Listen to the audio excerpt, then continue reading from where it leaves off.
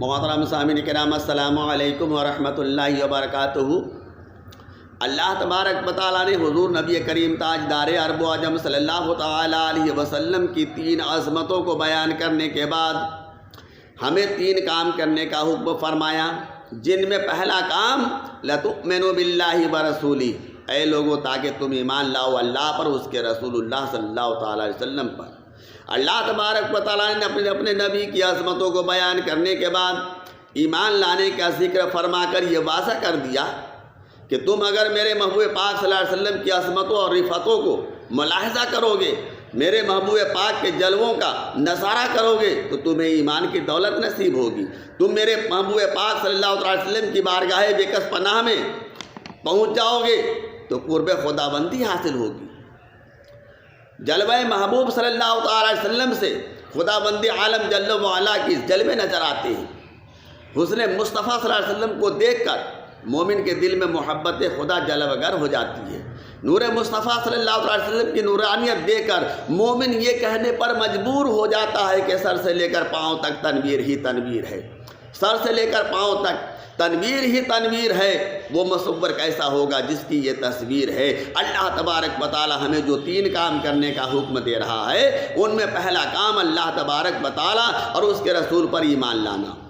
پھر ایمان لانے کے بعد دوسرا کام یہ ہے، اللہ تبارک و تعالی ارشاد فرماتا ہے وَتُعَزَّرُوهُ وَتَوَقَّرُوهُ، تم رسول اللہ صلی اللہ علیہ وسلم کی خوب تعظیم اور توقیر کرو، اس لیے کہ بغیر تعظیم رسول صلی اللہ تعالیٰ علیہ وسلم ایمان کی تکمیل نہیں ہو سکتی۔ سرکار اعلیٰ حضرت فرماتے ہیں اللہ کی سرتابہ قدم شان ہے یہ، اللہ کی سرتابہ قدم شان ہے یہ، انسا نہیں انسان وہ انسان ہے یہ۔ قرآن تو بتاتا ہے ایمان ان کو، ایمان یہ کہتا ہے میری جان ہے یہ۔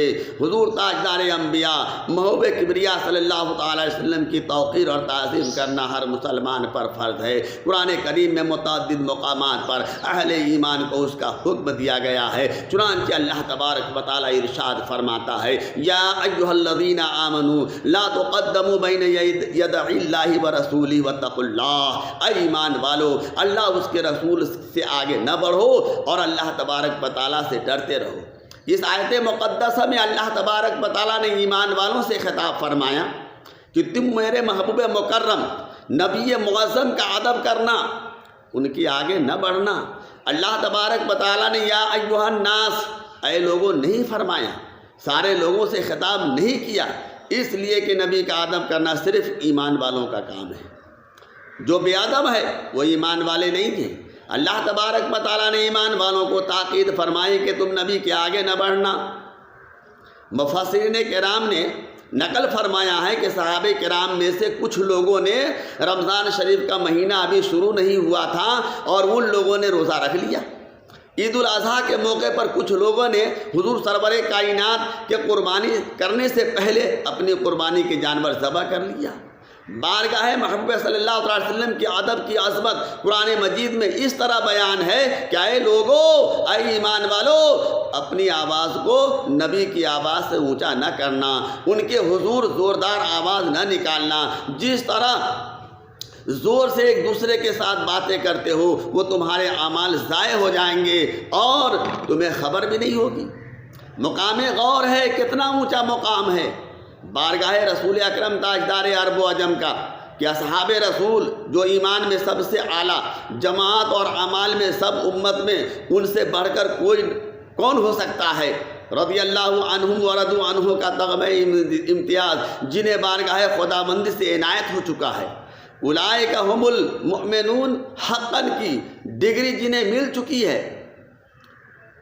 اللہ تبارک و تعالیٰ ان صحابیوں، نمازیوں، مجاہدوں، غازیوں سے فرما رہا ہے خبردار رہنا، بے شک تمہیں نبی کی صحابیت کا شرف حاصل ہے، تمہیں اعمال صالحہ کی دولت نصیب ہے، مگر میرے محبوب کا پاک صلی اللہ تعالی وسلم کی بارگاہ اقدس میں جب تم حاضری دو تو اپنی آواز آپ کی آواز سے اونچی آواز نہ نکالنا، میرے محبوب پاک صلی اللہ علیہ وسلم کو اس طرح نہ پکارنا جیسے تم آپس میں ایک دوسرے کو پکارتے ہو۔ اگر تم نے میرے محبوب پاک صلی اللہ علیہ وسلم کی بارگاہ میں ذرہ برابر بھی بے ادبی کی تو تمہارے سارے اعمال ضائع کر دیے جائیں گے اور تمہیں خبر بھی نہیں ہوگی۔ ادب گاہست زیر آسماں عرش نازک تر، ادب گاہست زیر آسماں از عرش نازک تر، نفس گم کر دمی آیت جنید و با یزیدی جا۔ آسمان کے چھت کے تلے ایک ایسا مقام ادب ہے جو عرش سے بھی زیادہ نازک تر ہے۔ میں اور آپ کس گنتی میں ہیں؟ یہاں تو جنید بغدادی، بایزید بسطامی،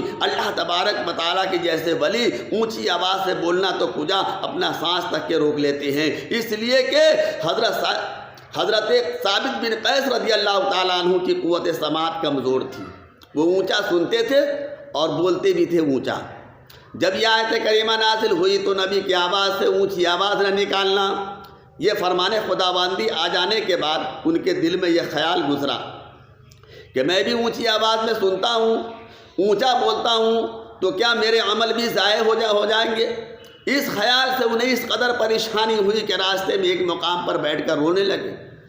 اچانک ادھر سے عاصم رضی اللہ تعالیٰ عنہ صحابی رسول کا گزر ہوا، انہوں نے حضرت ثابت بن قیس کو روتے ہوئے دیکھا، وجہ دریافت فرمائی۔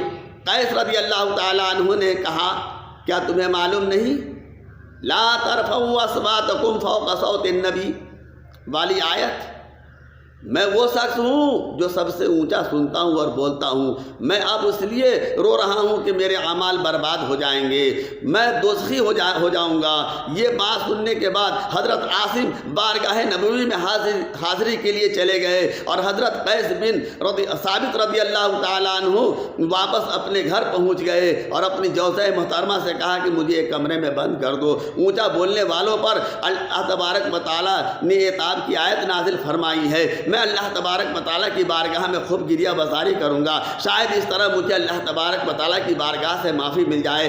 اس طرح عاصم رضی اللہ تعالیٰ عنہ نے بارگاہ مصطفیٰ میں حاضر ہو کر حضرت قیس کی حالت و کیفیت کو بیان کیا تو رسول اکرم تاجدار عرب و عجم کا دریائے رحمت جوش میں آ گیا اور فرمایا عاصم جلدی جاؤ اور میرے قیس کو میرے دربار میں لے کر کے آؤ۔ کون مسلمان ہے جس کے دل میں حضور سرور کائنات کے دربار عالیہ میں حاضر ہونے کی طرف نہیں؟ ہر مومن کی بارگاہ خدا بندی میں دعا ہے اللہ تبارک و تعالیٰ زندگی میں ایک مرتبہ ضرور اپنے محبوب پاک کا دربار اقدس دیکھنا نصیب فرمائیں۔ قربان جاؤں حضرت قیس رضی اللہ تعالیٰ عنہ کے مقدر پر، انہیں خود سید الانبیاء حبیب کبریا صلی اللہ تعالیٰ علیہ وسلم اپنے دربار میں بلانے کے لیے حضرت عاصم رضی اللہ تعالیٰ عنہ کو بھیج رہے ہیں۔ چنانچہ حضرت عاصم حضرت قیس رضی اللہ تعالیٰ عنہ کو بلانے کے لیے گئے اور راستے میں دیکھا اس مقام پر موجود نہ تھے جہاں پر وہ انہیں بیٹھا کر گئے تھے۔ پھر ان کے گھر پہنچے اور حضرت قیس رضی اللہ تعالیٰ عنہ کو وہاں بھی نہیں دیکھا تو اہل خانہ سے ان کے متعلق دریافت کیا وہ کہاں ہے تو گھر والوں نے بتایا کہ وہ فلاں کمرے میں کوٹری میں بند ہو کر آہوزاری کر رہے ہیں۔ حضرت عاصم رضی اللہ تعالیٰ عنہ اس کوٹری کے باہر کھڑے ہو کر آواز دی کہ اے قیس دروازہ کھولو، تمہیں رسول اکرم تاجدار عرب و عجم بلا رہے ہیں۔ حضرت قیس سسکیاں لیتے ہوئے بارگاہ رسالت مآب صلی اللہ تعالیٰ علیہ وسلم میں پیش ہو گئے۔ عرض کیا آقا میں وہی شخص ہوں جسے اونچا بولنے کی عادت ہے، اس لیے میرا گمان ہے کہ یہ آیت میرے بارے میں ہی نازل ہوئی ہے۔ آقا اس خیال سے میرے غم اور دل و دماغ پر غم کا ایک طوفان برپا کر دیا ہے۔ ثابت بن قیس رضی اللہ تعالیٰ عنہ کی اس حالت کو دیکھ کر ہمارے آقا کو اپنے غلاموں پر رحم آ گیا، فرمایا تم تسلی رکھو، تمہارے عمل ضائع نہیں ہوں گے۔ آپ کا یہ فرمانا تھا کہ روتے ہوئے قیس کی حالت بدل گئی، غمزدہ چہرے پر بہار آ گئی۔ اعلیٰ حضرت فرماتے ہیں جب آ گئی ہے جوش رحمت پہ ان کی آنکھیں جلتے بجھا دیے ہیں، روتے ہنسا دیے ہیں۔ یہ وہ کریم شفیق آقا ہیں جن کی بارگاہ میں حاضر ہونے والے سب دکھ درد دور ہو جاتے ہیں، مصیبت زدہ لوگوں کی مصیبتیں ٹل جاتی ہے، پریشان حال کو سکون کی دولت مل جاتی ہے، ان کی ایک نگاہ کرم سے غمزدوں کو راحتیں مل جاتی ہے۔ یہ وہ دربار ہے ہے جہاں سائل کو دربار میں بلا کر اس کی جھولی بھر دی جاتی ہے، دکھی کے دامن کو سکھ ڈالا جاتا ہے، یہاں پہ مانگے خیرات ملتی ہے۔ قربان جاؤ حضرت قیس رضی اللہ تعالیٰ عنہ کے مقدر پر، جنہیں رحمت للعالمین نے اپنے دربار میں بلا کر دونوں جہاں کی سرفرازیاں ان کی جھولی میں ڈال دی۔ حضرت قیس رضی اللہ تعالیٰ عنہ کی تسلی و تشفی فرمانے کے بعد مزید نواشات کی بارش فرما دی۔ ارشاد فرمایا کیا تو اس پر راضی ہے کہ تم یہ قابل تعریف زندگی بسر کرو، تمہیں شہادت کی موت ملے، جنت میں داخل کیے جائیں؟